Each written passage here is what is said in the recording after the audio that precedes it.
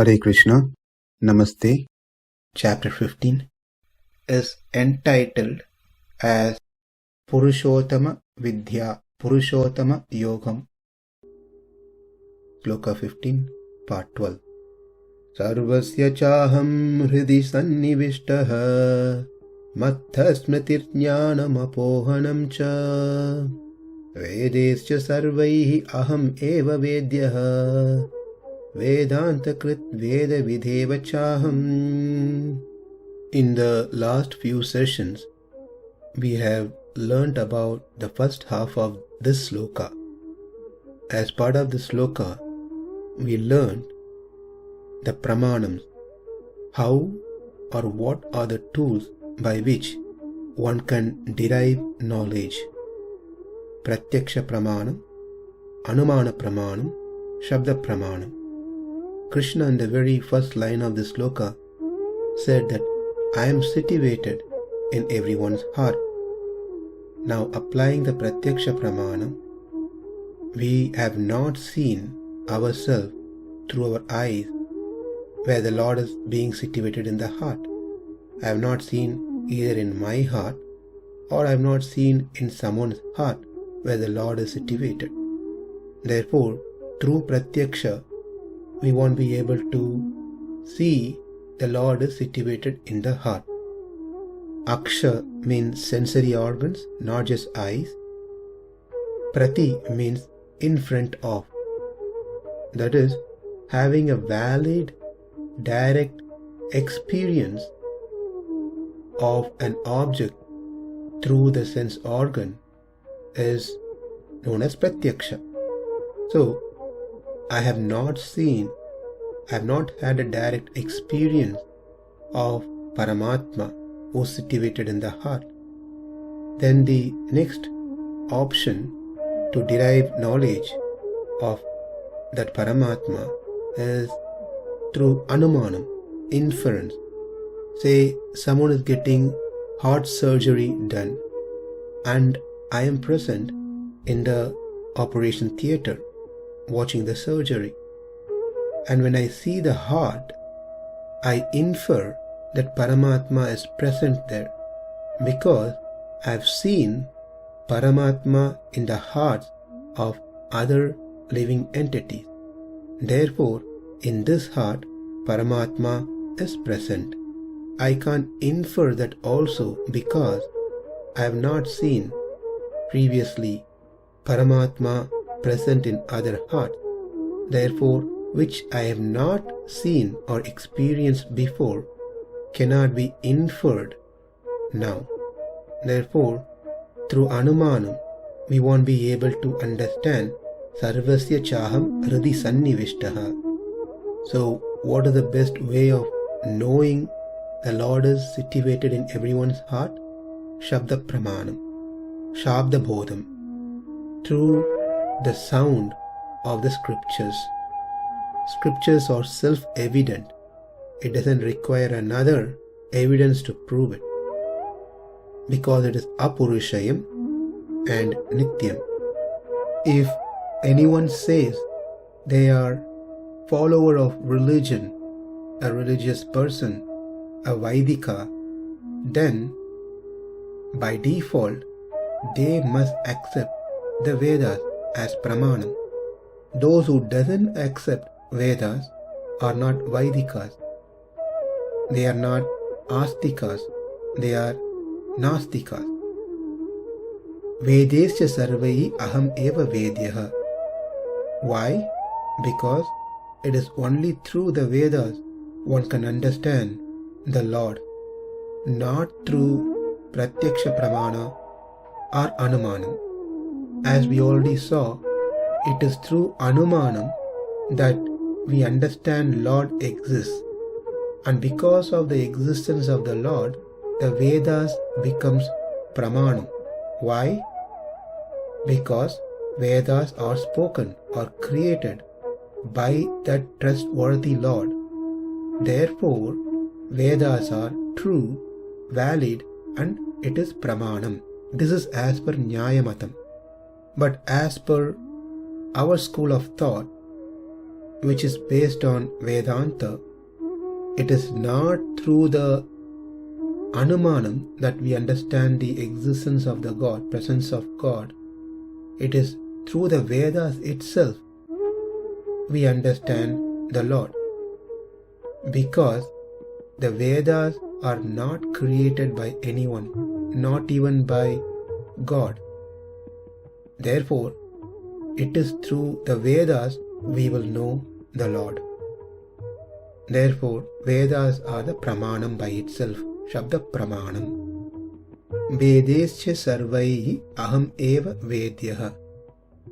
By all the means, I am the one being mentioned, established clearly as the Supreme Being, as the Brahman, as the Absolute Truth. No one else other than me. Me is Krishna. Arjuna thinks, how is it possible when Vedas does mention Indra, Varuna, Agni, Surya and many other gods? How can you say that you are the only one being established in the Vedas? It is me, Arjuna, because I am their Atma. I am their Antaratma. The worship that is done to them actually comes to me. Akashat patitam toyam yata gachanti sagaram sarvadeva namaskaram keshavam pratigacchati. It is said in the scripture, Patim Vishvatmeshwaram Shashvatam Shivamachyutam Narayana Mahatnyeyam Vishvatmanam Parayanam. Narayana is the master of the universe. This Paramatma is the ruler of himself. He is Shivam, that is, eternally auspicious. He is Achyutam, unchanging, or one who does not let his devotees slip, fall down. This Narayana is the highest object to be known. He is the inner self of all. He is the supreme object of attainment, the highest goal. Therefore, even though Vedas speaks about various other gods, Indra, Agni, Vayu, all these are speaking about Krishna, because he being the self, Antaratma of all these various gods, the names referring to them indeed refer to their self, that is, their Antaratma, who is none other than the Supreme Lord Krishna himself. Because it is well known that words referring to the body extend up to the self. If I call a person by his name, Ravi, the name given to that body extends to the Atma. Therefore, the Vedas speaks and establishes Krishna alone, no one else. Vedescha sarvair aham eva vedyaha. Therefore, I alone to be known from all the Vedas. We learned in our previous session about Vedas. We saw there that Vedas consist of two parts, Karma Kanda and Jnana Kanda. Over there we saw on a very surface level that Karma Kanda speaks of material things and material gains. But the reason it speaks those things is to gradually bring a person from the lower grade to the higher grade by satisfying their material needs. Their trust towards the Vedas increases and gradually the detachment comes. Then attachment towards the Supreme Lord occurs when they are ready to accept the Jnana Kanda part. The first one, that is a Karma Kanda, deals with the works related to worship of Krishna And the Jnana-kṛda speaks directly about the object of the worship, that is Krishna, his Swarupa, Rupa, Guna and Vibhuti, etc. In other words, Karma-kṛda speaks of Krishna, and the Jnana-kṛda, Upanishad, exquisitively describe Krishna. In this line, vedaiś sarvair aham eva vedyaha, eva, when it's placed in conjunction with different terms in this line, gives a different meaning. And this is explained by Swami Desikan in his work. There are 3 places where we can place the eva. Aham vedair eva vedyaha. So this is one place. Eva is placed after vedair and before vedyaha. And the second is vedaihi aham eva vedyaha. It is placed right after aham eva. And the third one is vedaihi aham vedyaha eva. Eva is placed after vedyaha. That brings 3 different interpretations of this one line. Vedaiś sarvair aham eva vedyaha. Let's see each one of them. The very first one is aham vedair eva vedyaha. That means I am to be known only through the Vedas.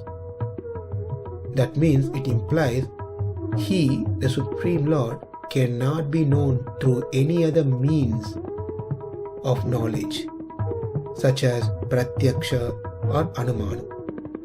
Aham, I, vedair, eva, only through Vedas, vedyaha, to be known. Therefore, Vedas are Shabda Pramanam. Only through the Shabda Pramanam one can understand and know me, not through any other tools. Now the second one is vedaihi aham eva vedyaha. Now eva is placed right next to aham eva. What it means is that I alone am the object of knowledge of the Vedas. That implies that He, the Supreme Lord Sri Krishna, is the only one, a main person, personality that is declared in all the Vedas. Vedaihi aham eva vedyaha. Now the third is vedaihi aham vedyaha eva. Now the eva shabda is placed at the end before vedyaha. If we consider this interpretation, then it means Veda speaks only of me. Vedaihi, in the Vedas, aham, I, the only person, is spoken. This clearly dismisses the objection that there is no pramana pointing out Krishna, because there are people say there is no pramana to say that Krishna is the Supreme Lord. That is defeated by this interpretation, vedaihi aham vedya eva. Veda speaks only of me. That completes the third line. Sarvasya cāhaṁ hṛdi sanniviṣṭo mattaḥ smṛtir jñānam apohanaṁ ca vedaiś sarvair aham eva vedyo. And the last line of the sloka, vedānta-kṛd veda-vid cāham. This we will learn in the next session and conclude this sloka. Namaste, Hare Krishna.